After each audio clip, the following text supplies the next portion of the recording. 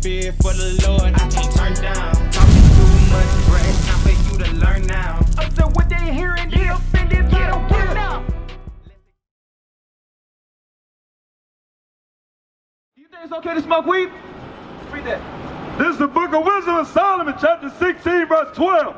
For it was neither herb nor mollifying plaster that restored them to health, but the word of Lord, which healed all things. That's the thing. Because you said we can eat it, you said for medicines, right?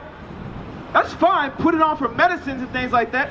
But if we're doing it and it's the purpose of getting high, did God say that was okay? Bring it out! No. So should you be eating weed, eating edibles to get high? It didn't say anything about this. It said medicine. Yeah, you want to put the hemp lotion on yourself? You want to use the CBD oil to help with the pain without getting high? You can do those things. God made it for this. But again, as blacks and Hispanics, we say, hey, I'm going to roll up, I'm going to smoke. This is how I have a connection with God. But we don't understand that instead of getting connection with God, you're killing yourself and defiling your temple and separating from God. Bring it out! All right, so let's see what God says about us smoking weed. 1 Corinthians 3:16. Let's see what God says about these things. Because, again, is it okay to smoke weed, black and Hispanic men or women? Or is God saying, you are not with him? Let's see, if you're getting high on weed, let's see if God's dealing with you. Do you think God deals with people who get high on weed, who smoke weed? Who eat it to get high? You think God's dealing with people? You think he is? He's dealing with them, like, not like judging them, but like... Bring it out! You say he's dealing with them, but not judging them? Go ahead. I feel like if you put weed over God, then I think that's a sin. You think if you put weed over God, that's a sin? Okay, so guess what? Let's see what God says. Read that. Bring it out! This is the book of Titus, chapter 2 and verse 2. That the aged man be sober, grave, temperate. Guess what? God says we have to be sober. We got to be sober. If you're high on weed, are you sober? No, you're not sober. So if you're eating weed, you're eating marijuana, you get high, are you sober? My sisters, if you eat weed, are you sober? You're not. You're not. So did God say to do that? Or is God okay with that? Because a black man carries not. cross. God is not okay with that. God's not okay with that. God said he's not okay for you to smoke weed, not be sober. So let's see. Let's read the scripture there. Because again, I used to think the same way. I used to think, hey, if I smoke weed, I'm good.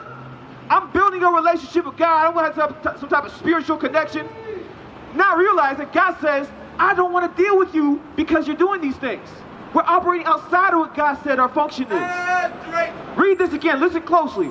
That the aged man be sober, grave, temperate. So stop. It says be sober, grave, and temperate. Grave means to be serious. When brothers getting high, let's be real. They ain't serious, man. They laughing. They trying to eat. They trying to chill, watch a movie, right? They just cracking jokes. So again, not only if you getting high, you're not sober, but now you're not being grave like God said to be. So that's 2 strikes against you. So again, you got 2 strikes against you. Is God dealing with you already?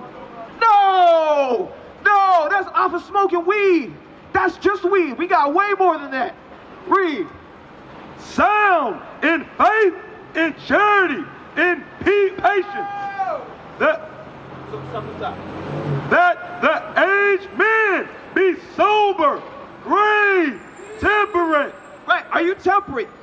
Temperate means to be even keel, right? You're balanced in your decision making and how you move and how you behave. Are you temperate when you're high? I'm not impulsive. You're not impulsive. But let's be real. When you smoking weed, a lot of brothers, you get high and then you want to lay back and relax. Is that temperance when you just relax to everything? No. You're not moving with any type of, hey, I need some urgency in this situation. I need to be serious in this situation.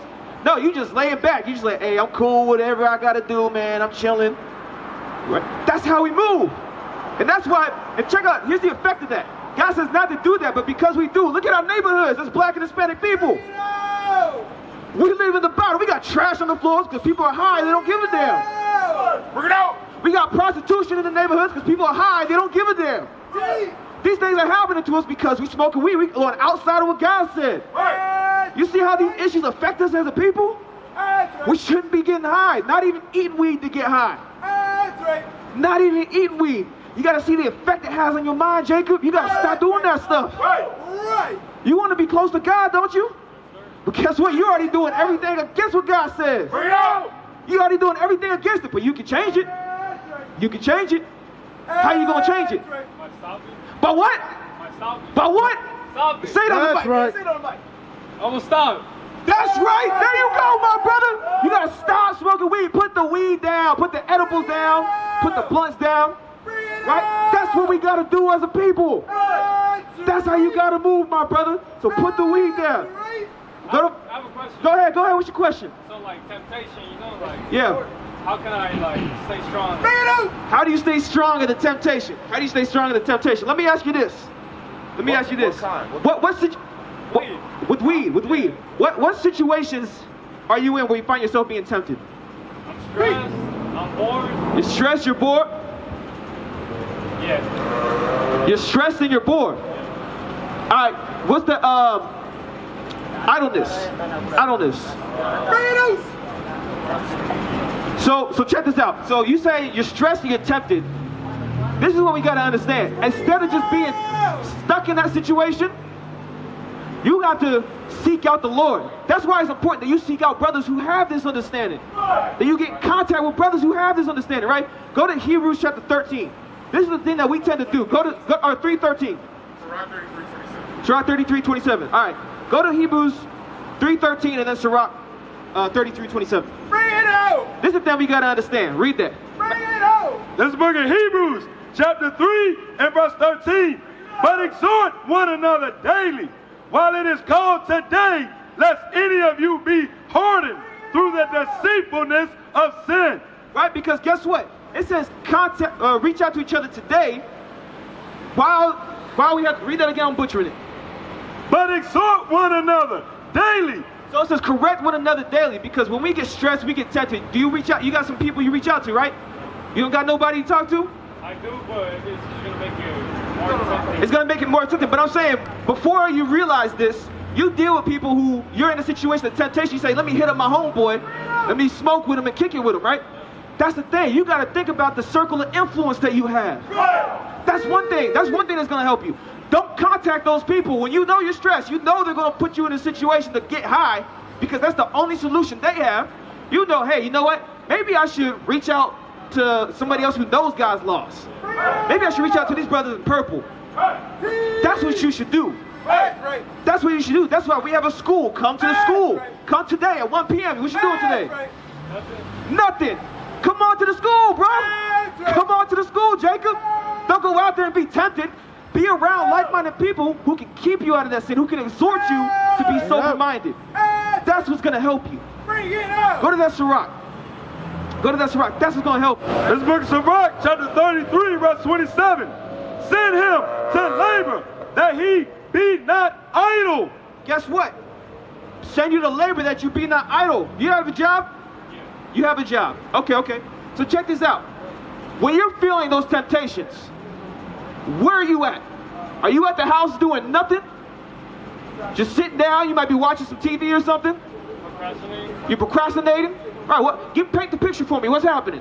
Alright, so I sit down and think and look around at all the problems I got, and then I get overwhelmed. And then I'm like, fuck.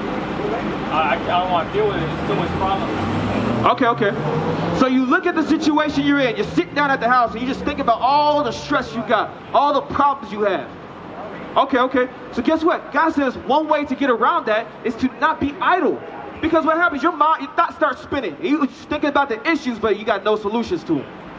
So God says to avoid that, don't be idle. Don't just sit there doing nothing all day. Don't just sit there watching television. Right?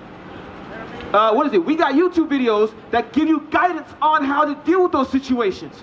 Watch that. Read the script. Say, how can I apply this to my life? What do I need to do to get out of this situation? Do something different. Go exercise. That's one thing that helps me. Because before, that's how I got high. I go for runs. Get a runner's high. That's natural. It's healthy for you. Go do something that's better for your body. Do something that's better for your mind. Do something that's better for you spiritually. And again, that's why you need to come around. Right? Was that it? Read that. Send him to labor, that he be not idle, for idleness teacheth much evil. Right. So again, we got to sit here and occupy ourselves in the Word of God. If you're spending time in the Scriptures, you're not going to sit there and say, okay, let me roll up. Because you know God says not to do it. You're going to say, okay, I'm going to read in the Scriptures and think about how to better my life. I'm listening to this class, thinking about how I can better my life. I'm going out, I'm exercising, bettering myself. I'm working. But if you just sit there, if you on the couch doing nothing, you bored, of course you're going to want to smoke. Because you think, I got nothing better to do with my life. That's what happens to a lot of blacks and Hispanic brothers and sisters. We think, I got nothing better to do with my life, so I'm going to sit here and smoke. Trust me, I know, I did the same thing. It's like, I got nothing else going on. What am I doing today? I'm just about to smoke some weed, man. I got nothing else going on. Maybe I'll go out and do something. Maybe.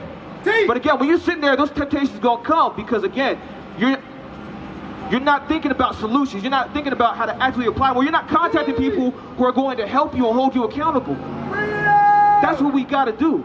That's the solution to the problem. What is a nation? Nation is family.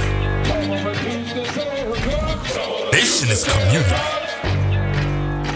Nation is men leading by example. Nation is women's support. Nation is children with role models.